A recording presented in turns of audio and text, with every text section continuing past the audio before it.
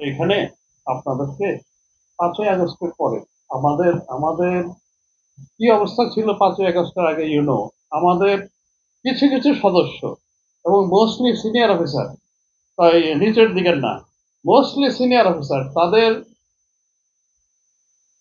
অতি উৎসাহ, তাদের রাজনৈতিক আনুগত্য, সরকারি কর্মচারী, আমার কিসের রাজনৈতিক আনুগত্য থাকবে?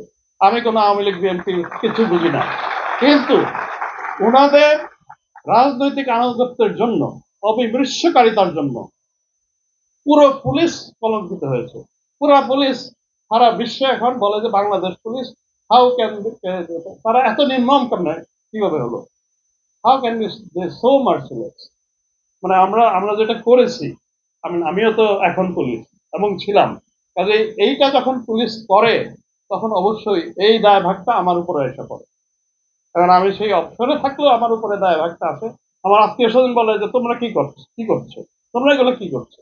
তো the way we actually perform, অথবা আমাদের যা করার কথা ছিল কিছুই আমরা করিনি, বরং আমরা মানুষের বিরুদ্ধে গেছি। এবং এটা কিছু সংখ্যক লোকের উচ্চাভিলাষ, কিছু সংখ্যক লোকের অন্ধ এবং অন্যায় রাজনৈতিক আনুগত্যের জন্য এটা হয়েছে, এবং এর জন্য আমাদেরকে জীবন দিতে হয়েছে।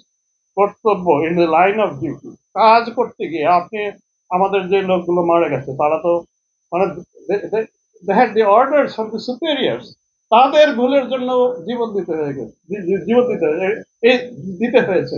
এই দায় ভাগ তো তার, যিনি জীবন দিয়েছেন তার তো নয়। এই দায় ভাগ তো যিনি অর্ডার করেছেন তার, তাকে অবশ্যই পারিশ্রমিক পেতে হবে।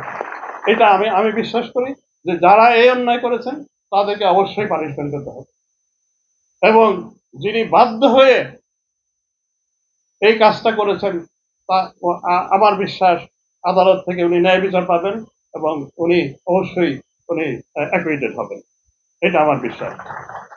আবার আমি মনে করি 5ই আগস্টের পরে আমাদের মধ্যে মানুষ আগে যেভাবে আমাদেরকে দেখেছে, হঠাৎ করে তারা আমাদেরকে বন্ধু মনে করবে না, হঠাৎ করে তারা মনে করবে না যে তারা ভিন্ন লোক। এর জন্য আপনারা প্রতিদিন আপনারা মূল্য দিচ্ছেন। এখনো পুলিশ জায়গায় জায়গায় যাচ্ছে, কাজ করতে যাচ্ছে, আইন প্রয়োগ করতে যাচ্ছে, সেখানে আক্রমণের শিকার হচ্ছে, আসামি ছিনিয়ে নিচ্ছে। ট্রাফিক পুলিশ ট্রাফিক এনফোর্স করতে যাচ্ছে, ট্রাফিক রুল বলতেছে যে আপনি উল্টো জায়গায় উল্টো দিক দিয়ে আসবেন না, আপনি আইন মেনে চলেন, সেখানে ট্রাফিক পুলিশের উপর চড়াও হচ্ছে।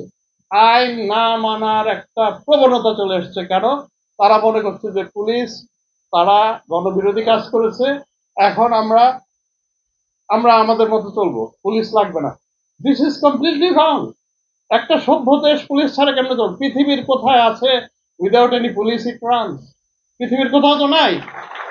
এই দেশের মানুষকে এটা বুঝতে হবে, এবং তারা যারা বুদ্ধিমান তারা অবশ্যই বোঝেন। কিন্তু এইরকম, যেরকম আমাদের মধ্যেও ছিল, এরকম অনেক অবুঝ এবং এরকম কিছু লোক আছে তারা মনে করে যে এই যে পুলিশ এখন আইন প্রয়োগ করতে যাচ্ছে তারা তাদের প্রতিপক্ষ।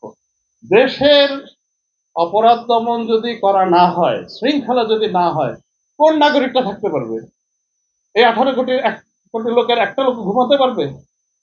আপনারা তো খেয়াল করেছেন, যখনই অপরাধ বেড়ে যায় তখন কিরকম শুরু হয়, মানুষ তখন রাত জেগে সারাদিন নিজেদের পাহারা দিতে হয়।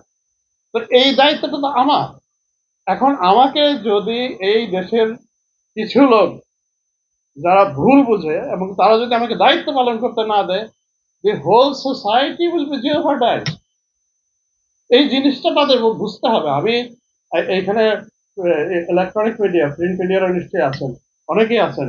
আমি, প্রিয় বন্ধুরা, সাংবাদিক বন্ধুরা, আপনাদের মাধ্যমে আমি আবারও সবার কাছে আহ্বান জানাই, দেশবাসীর কাছে, নাগরিক সমাজের কাছে, আমাদেরকে কাজ করতে দেন, আমাদেরকে কাজ করতে দেন, এবং আমাদেরকে অনুগ্রহ করে আমাদের উপর আক্রমণ করবেন না। আমরা তো we are here for the society, for the country. Otherwise how can it, আপনি কিভাবে সমাজে স্থিরতা আসবে? কিভাবে আমরা গিয়ে একটা, মানে একটা নিউট্রাল এবং একটা এফেক্টিভ ইলেকশনের দিকে কিভাবে আগাবো যদি আমরা স্টেবিলিটি না আনতে পারি? স্টেবিলিটি তো আমাকে আনতে হবে, আমাকে কেন কাজ করতে দিচ্ছেন না? এটা তো টোটালি একটা, মানে যুক্তিহীন একটা কাজ, ইললজিক্যাল। মানে এটা মানে এতদিন পরে মানে এখন তো আর আবেগতাড়িত হওয়ার কিছু নাই। পুলিশ তো মানুষের শত্রু নয়। মানে we have to work for the country, we have to make it happen. এই জায়গাটায় আমি আমি বিনীত অনুরোধ করি দেশবাসীর কাছে আমাদেরকে let us please allow us to work and please ask all your children, all your relatives, everyone that we have to work for the country and we should work, otherwise everything will break down.